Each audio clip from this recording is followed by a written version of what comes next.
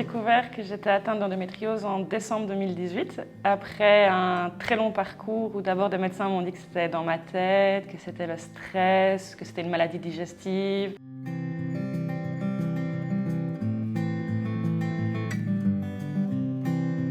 Je suis un peu tombée des nues parce que moi j'avais déjà lu des choses sur cette maladie et j'avais pas l'impression que je correspondais à la maladie du tout.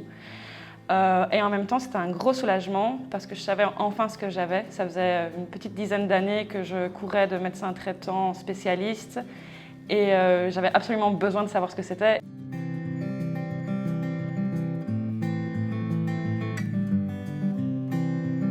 Avant le diagnostic, ma vie n'était pas toujours très facile. Ça a été difficile au niveau du couple aussi parce que c'est pas facile pour l'autre personne qui ne vit pas cela, qui ne vit pas l'endométriose de la comprendre. Et c'était très difficile aussi au niveau familial avec ma famille qui des fois me prenait pour une douillette ou quelqu'un qui était trop fatigué. Et donc c'était vraiment difficile.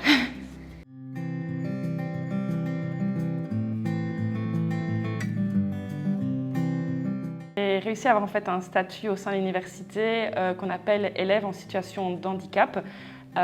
Donc c'est un statut qui est permis par un décret, il me semble, depuis 2015 dans toutes les universités de Belgique. L'université de Liège le faisait déjà avant. Et donc c'est tout un dossier qu'il faut préparer en expliquant de quoi on souffre, quels sont les impacts dans notre vie d'étudiant. Et j'étais apparemment le premier dossier pour endométriose. Et donc j'ai dû expliquer que au quotidien, j'avais des douleurs, que certains jours je ne savais pas me lever, que j'avais des crises, que j'avais aussi des rendez-vous assez souvent. Donc rendez-vous chez la gynécologue, rendez-vous chez là où le kiné pour pouvoir défaire un peu les douleurs. J'ai eu 2 opérations depuis décembre 2018 qui ont eu aussi un impact. Et la première opération, en fait, je n'avais pas encore ce statut et j'ai raté cette année-là parce que je n'ai pas su me remettre assez vite. Alors que cette année, j'ai été opérée et j'avais ce statut. Ça m'a permis par exemple de reporter ma session d'examen, donc je ne suis pas en échec à ma session d'examen, je pourrais repasser mes examens plus tard. Et ça permet aussi d'avoir des aménagements pendant les examens.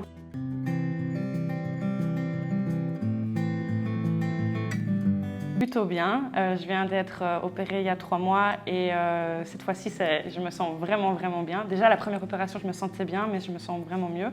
Je me sens aussi prise en considération et écoutée et surtout très épaulée, je vais dire.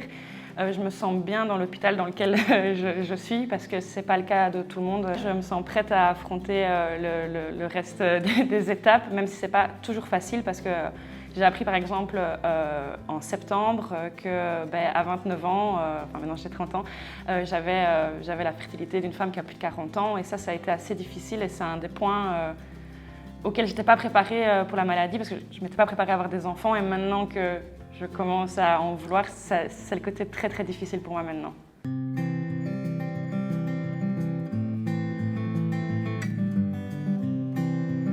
Les attentes pour le mois de sensibilisation à l'endométriose, c'est qu'on croit enfin les personnes qui en souffrent, en fait, qu'on arrête de banaliser les douleurs au moment des règles, qu'on sensibilise du plus jeune au plus âgé.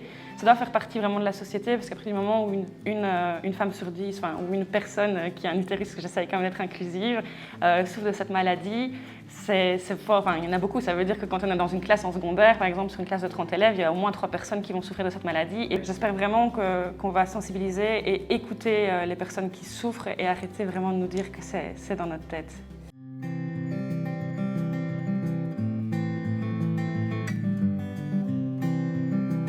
À mes proches, j'aurais envie de leur dire d'écouter quand quelqu'un leur dit qu'on souffre d'endométriose. Il y a autant d'endométriose qu'il y a de personnes, ayez-le en tête et ne mettez pas le diagnostic d'une personne sur l'autre, écoutez ce dont souffre la personne, essayez de l'aider, essayez d'avoir de l'empathie et voilà, si un jour on vous dit je suis trop fatiguée pour venir ici ou je ne peux pas faire cette activité, je ne peux pas venir à ce repas de famille, voilà, dites juste je comprends, si je peux faire quelque chose pour toi et qu'on arrête là, mais arrêtez de nous en vouloir et arrêtez de croire qu'on connaît la maladie quand on a une personne autour de soi qui l'a, voilà, juste de l'écoute et de l'empathie.